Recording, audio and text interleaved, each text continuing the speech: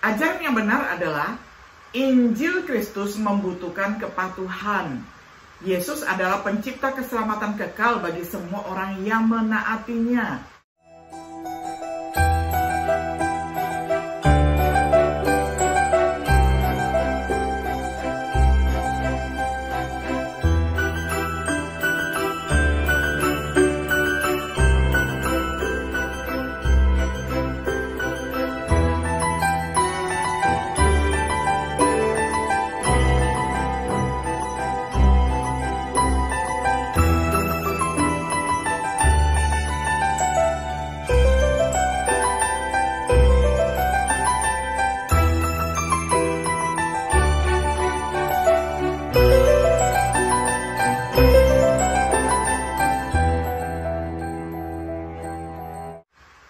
Shalom, sahabat Biblika yang dikasihi oleh Tuhan.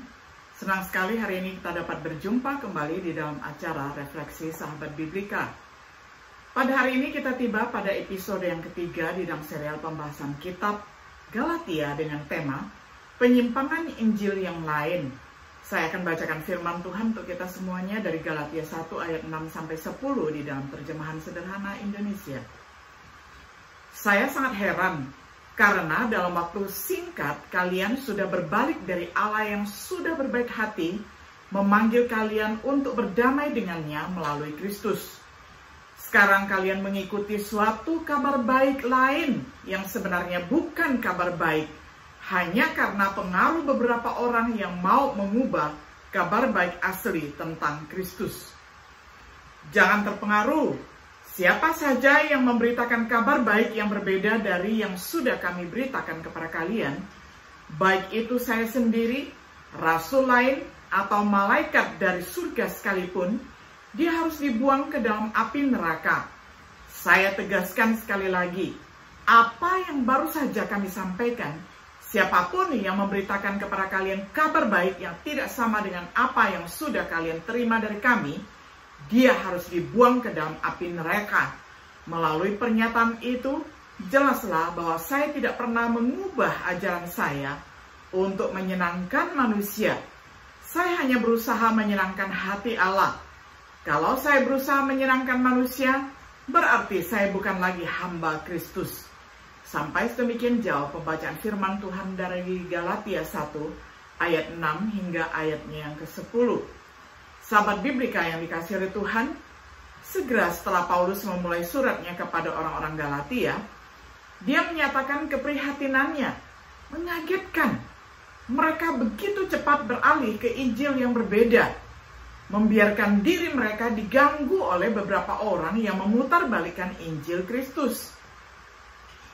Penting untuk mengetahui perbedaan antara Injil yang murni dan Injil yang sesat. Menerima Injil yang berbeda berarti terkutuk. Tidak menaati Injil yang benar berarti menghadapi penghukuman. Hari ini kita perlu sama prihatinnya tentang penyimpangan Injil. Apakah kita menyadari bagaimana beberapa orang telah memutarbalikkan Injil Kristus? Setidaknya ada 4 penyimpangan seperti itu. Yang pertama, Injil iman ditambah hukum. Penyimpangan ini menjelaskan, Injil ini adalah masalah yang dihadapi Paulus pada zamannya. Beberapa orang Kristen Yahudi menuntut agar orang bukan Yahudi harus disunat dan menaati hukum Musa, serta menaati Injil Kristus. Kisah Para Rasul 15 ayat pertama hingga ayatnya yang kelima.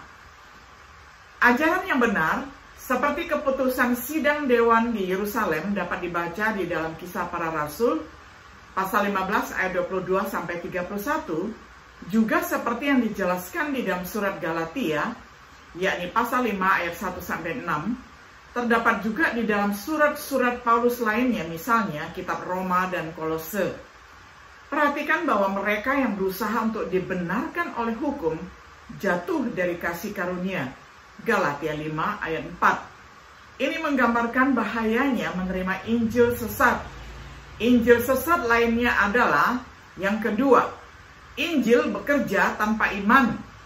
Penyimpangan ini menjelaskan Injil ini berkembang kemudian dalam perjalanan sejarah gereja. Injil ini meninggikan kemanjuran tata cara tertentu dengan mengesampingkan iman. Jadi beberapa orang percaya bahwa jika dapat membaptis orang tanpa perlu iman. Ajaran yang benar adalah iman sangat penting untuk menyenangkan Allah dan keselamatan kita. Ibrani 11 ayat 6, Yohanes 8 ayat 24, Markus 16 ayat 16. Pertobatan dari dosa dan iman di dalam Kristus tampak dalam sakramen baptisan, Kisah Para Rasul 2 ayat 38, pasal 8 ayat 35-37. Iman dalam pekerjaan Tuhanlah yang menghasilkan kebangkitan menuju kehidupan baru, Kolose 2 ayat 12 hingga ayat 13. Penyimpangan Injil yang populer adalah apa yang akan kita sebut sebagai Injil hanya dari pekerjaan baik. Penyimpangan ini menjelaskan banyak yang memiliki gagasan bahwa selama seseorang pada dasarnya adalah orang baik, maka dia akan diselamatkan. Apalagi jika perbuatan baiknya lebih banyak atau lebih banyak daripada perbuatan buruknya. Dengan demikian orang yang bermoral baik, terutama yang beragama, dianggap selamat. Ajaran yang benar adalah orang yang bermoral baik, bahkan orang yang saleh, membutuhkan keselamatan. Contohnya adalah Cornelius, seorang yang baik, bermoral, saleh, namun dia perlu diselamatkan. Dia akan menyampaikan berita tentang bagaimana kamu dan semua orang yang tinggal bersamamu bisa diselamatkan. Ini adalah berita yang disampaikan kepada Cornelius yang tercatat di dalam Kisah Para Rasul 11 ayat 14. Banyak contoh pertobatan dalam Kisah Para Rasul melibatkan orang-orang yang taat beragama. Ada 3.000 orang pada hari Pentakosta, kemudian orang Kasim ataupun Sida-Sida dari Ethiopia, kemudian Lydia dari Tiatira, Paulus. Kita tidak dapat diselamatkan oleh perbuatan baik kita. Terkadang penyimpangan Injil membuat orang lain bereaksi berlebihan dengan penyimpangan lainnya. Contohnya, yang keempat, Injil hanya oleh iman. Penyimpangan ini menjelaskan, Injil ini menyatakan bahwa seseorang diselamatkan oleh iman saja, yaitu tidak ada ketaatan yang diperlukan, terutama bukan pembaptisan. Reaksi berlebihan terhadap keselamatan melalui perbuatan tanpa iman atau terhadap Injil perbuatan baik. Ajaran yang benar adalah Injil Kristus membutuhkan kepatuhan. Yesus adalah pencipta keselamatan kekal bagi semua orang yang menaatinya. Bisa dibaca di dalam Ibrani 5 ayat 9. Paulus menyatakan apa yang disebutnya sebagai ketaatan iman. Dengan perantaraannya kami menerima kasih karunia dan jabatan rasul untuk menuntun semua bangsa, supaya mereka percaya dan taat kepada namanya. Roma 1 ayat 5. Paulus memperingatkan mereka yang tidak menaati Injil. Dia juga akan memberikan rasa lega kepada kita semua yang saat ini menderita.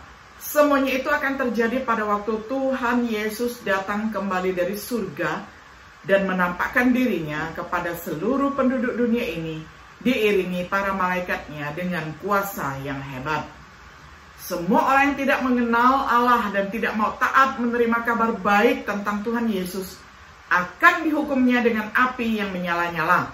Mereka akan dihukum selama-lamanya di tempat yang jauh dari hadapan Tuhan, tanpa pernah dapat menikmati kemuliaan dan segala kuasanya. Dapat saudara baca di dalam 2 Korintus 1 ayat 7-9. Petrus memperingatkan mereka yang tidak menaati Injil. Kita mengalami penderitaan karena kita hidup dalam masa di mana Allah sudah mulai menghakimi seluruh penduduk dunia. Sebagai umatnya sendiri, sekarang kita sedang dihakimi lebih dulu.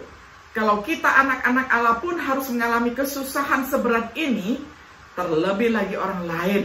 Mereka yang tidak mau percaya pada kabar baik tentang Kristus pasti akan ditimpa hukuman yang jauh lebih berat daripada penderitaan kita saat ini. 1 Petrus 4 ayat 17. Pekerjaan hukum Musa yang dengannya seseorang tidak dibenarkan. Tetapi sekarang kita sudah tahu bahwa tidak seorang pun bisa dibenarkan di hadapan Allah dengan menaati hukum Taurat, baik orang Yahudi maupun bukan. Satu-satunya cara untuk dibenarkan di hadapan Allah hanyalah dengan percaya kepada Kristus Yesus. Berarti kami orang Yahudi ternyata orang berdosa juga.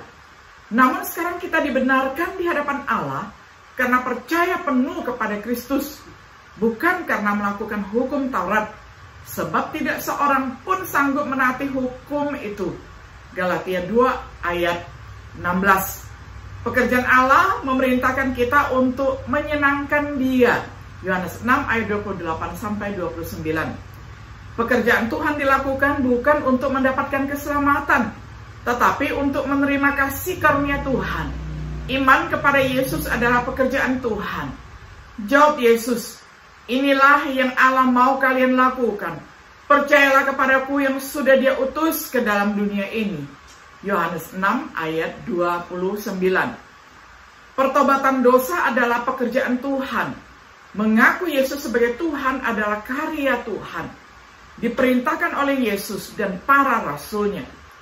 Dapat saudara baca di dalam ayat-ayat yang sudah dicantumkan, di mana Tuhan melakukan pekerjaan yang menyelamatkan, di mana kita mengenakan Kristus, yang ketika ditaati menyebabkan orang lain bersyukur kepada Tuhan. Sebagai kesimpulan, ada Injil sesat lainnya seperti Gnosticism yang menyangkal Yesus datang sebagai manusia, seperti Mormonisme yang menyatakan Injil yang berbeda berdasarkan wahyu malaikat. Kita perlu berhati-hati untuk menyeleksi Injil yang lain. Kita mestinya menerima Injil yang diberitakan oleh para rasul.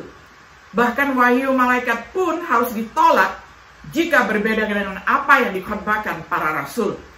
Jika tidak, kita akan dikutuk.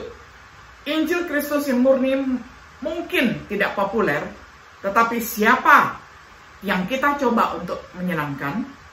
Jika manusia, maka kita bukan hamba Kristus yang sejati. Jika mayoritas kita berada di jalan yang salah, apakah Injil yang Anda dengar, terima, dan patuhi adalah Injil yang sama yang diberitakan oleh para rasul Yesus Kristus? Sahabat Biblika yang dikasihi oleh Tuhan, doa dan harapan saya adalah kita mentaati Injil yang telah disampaikan oleh para rasul-rasul Kristus, bukan percaya kepada Injil-Injil yang lain. Rasul Paulus mengatakan apabila kita percaya kepada Injil yang lain, maka terkutuklah kita. Kiranya kita boleh berpegang pada Injil yang murni, yang sejati, sehingga dengan demikian kita akan diberkati oleh Tuhan. Tuhan Yesus menyertai dan memberkati kita selalu. Shalom.